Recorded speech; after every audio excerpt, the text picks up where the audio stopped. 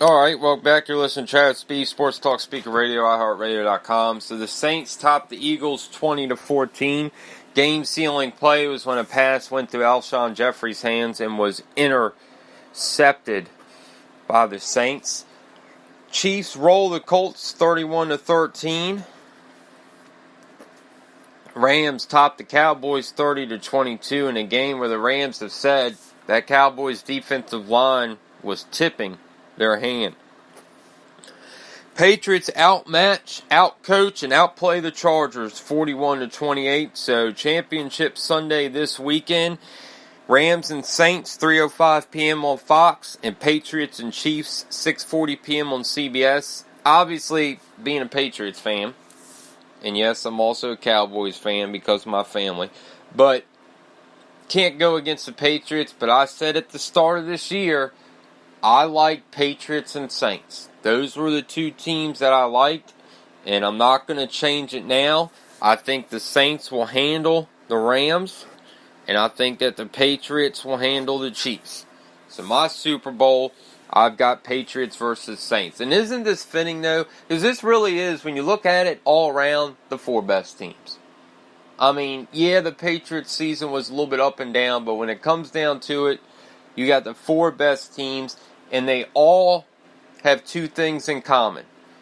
Great coaches and staffs, and each one of them plays good defense, can run the ball, and can throw the ball. And in today's NFL, that's what you need. And that's what you have left here with these four teams.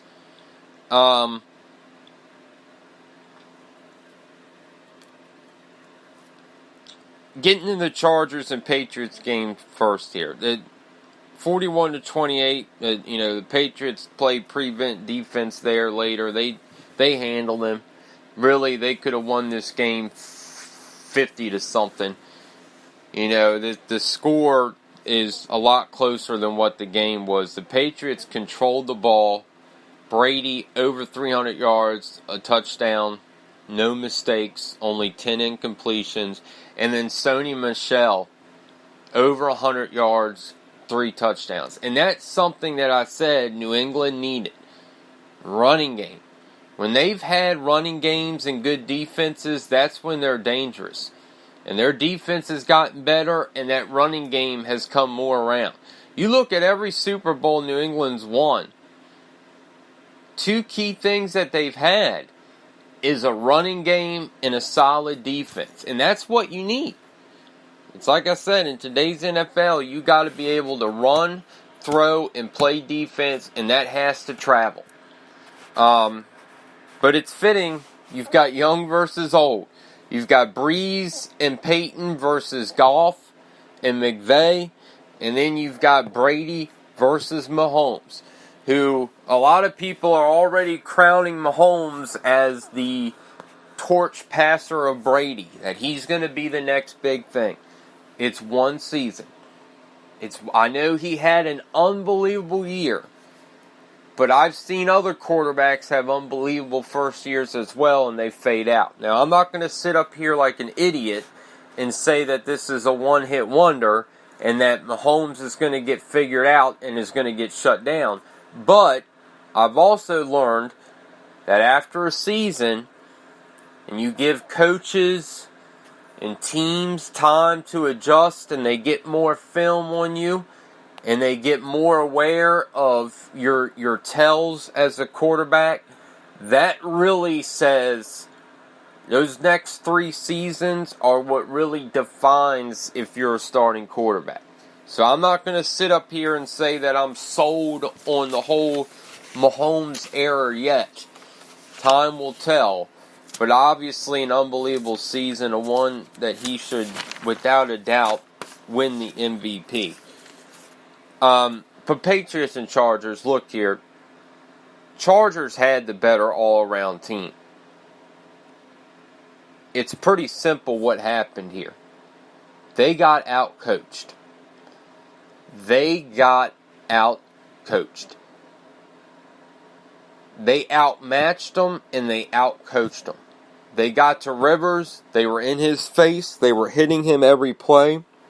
They shut down Melvin Gordon. who isn't 100% anyways. And then on the other side, they ran, and they passed, and they passed. They kept the ball for one drive for almost 9 minutes. I mean, they just simply outcoached and outmatched them. That's the only way to put it. Nothing against Anthony Lynn and the Chargers. What they've done this season is remarkable, and they should be proud of it. But in that game, they got outcoached and outmatched. And every expert was picking the Chargers. Everybody that I knew was picking the Chargers. And all I told these people, especially to my friends that like to bet on DraftKings now, since it's legal, I told them, this is Belichick. This is Brady in Foxborough. That's been to 8 straight, now 9 straight AFC Championship games. The only game they've ever lost at home in the playoffs was to the Ravens.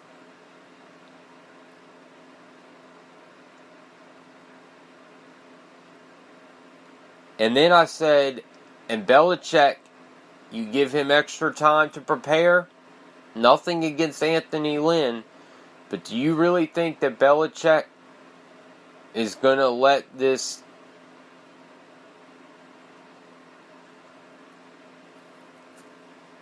newer head coach at home with an extra week to prepare, you really think Belichick's going to lose that game?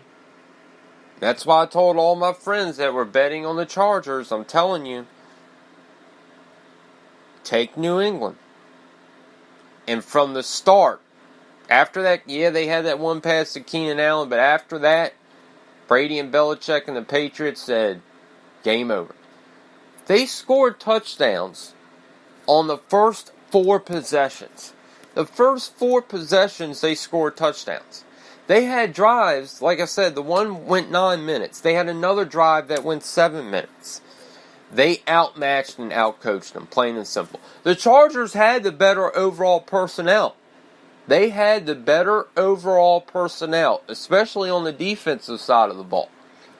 The Patriots just simply outmatched them and outcoached them, and it showed from the first quarter to the last quarter. And, you know, people are talking, was this it for Rivers? Was this his last chance at getting to his first Super Bowl? I like Anthony Lynn. What he's done there as a head coach, I don't think it's a fluke. I think he just ran into a more prepared and better one in Belichick, and it's something that he'll learn from. But I don't believe that this is Rivers' last chance. Gordon's going to be healthy again. That team's going to be coming back. The Broncos may be a little bit better next year, but probably won't be a playoff caliber team. The Raiders are nowhere close to being a playoff caliber team. The Chiefs are going to be the ones that they're going to have to battle there for the division more than likely. So I don't think that this was it for Rivers. People are looking at this was the door closing shut on him to ever getting to the Super Bowl. And he does deserve it. You look at his numbers, those are Hall of Fame numbers. And I'll sit here and say, if Rivers never wins a ring, or never even gets to a Super Bowl, he without a doubt deserves to be in the Hall of Fame. Without a doubt deserves to be in the Hall of Fame. The numbers and what he has done says it alone. I don't care if he doesn't have a ring. And if we're about team and we're about, one guy doesn't make a team and it matters who you have around you and blah, blah, blah, then we shouldn't hold it against players, especially quarterbacks, about getting into the Hall of Fame on if you have a ring or not. Because you can have a great quarterback that just never had the best personnel or was just wrong time. And that's really for Rivers what it is. Wrong time. You got to think. He was in the Brady, Roethlisberger prime era.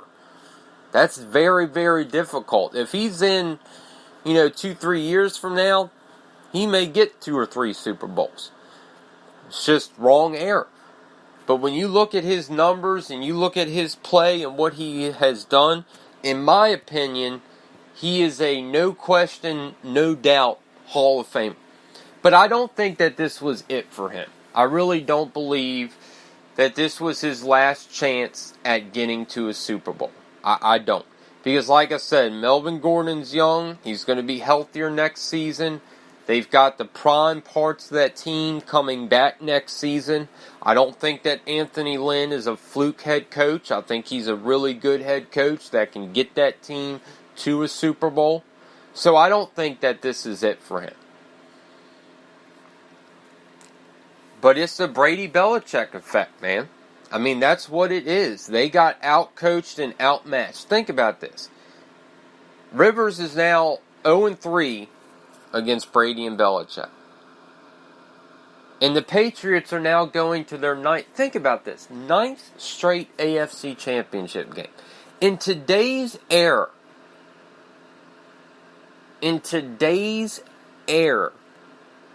to be able to do that is ridiculous. With the salary cap and players doing this and that and going from here to here and all that, and how the draft and the system favors, and even the scheduling favors the teams that don't get into the postseason and all that, it says a lot about Brady and Belichick.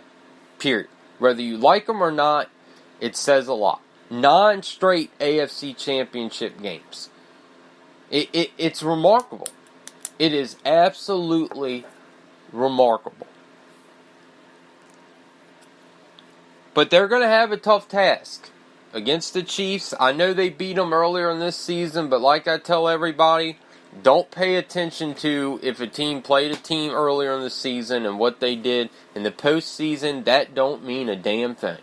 It doesn't mean a damn thing on how they played earlier in the season and who won and who lost. This game is in Arrowhead, and this is a really good Chiefs team. But we all thought, well, I didn't, but a lot of people did. They sat there and said, oh, the Patriots are on the downhill. This is the Chargers' time. They've got the personnel. They've got the better team, which they did, but they got outcoached and outmatched. And that is what the Chiefs have to try to avoid against New England. They're going to have the home field advantage. They're going to have the crowd advantage. They might even get the edge on the calls. But when it comes down to it, you've got to outmatch and outduel Brady and Belichick. And whether you're home or away, that's a tough thing to do. Because the Chargers and Anthony Lynn found that out the hard way. They got outmatched and outcoached. Plain and simple, they got outmatched and outcoached in that game. And that's what the Chiefs have to try to avoid. Because something that Belichick is very good at doing is picking your weaknesses, finding your little small mishaps, and making them big issues in the game. And that's what they did to the Chargers. And you could see they threw the Chargers for the loop. Because I don't think what the Patriots were doing in that game, it did not look like the Chargers were ready for it one bit. Whether it was on the offensive side of the ball or whether it was the defensive side of the ball. They just were not ready. They were not ready. Rams topped the Cowboys and they gashed them. C.J. Anderson, who really hasn't played all season, played for 2 different teams in Carolina and Oakland, ran for over 100 yards. Gurley ran for over 100 yards. The Rams offensive coordinator said that the Dallas D-line was tipping what they were going to do before they ran the ball. And also, when you look in that game, something that Jared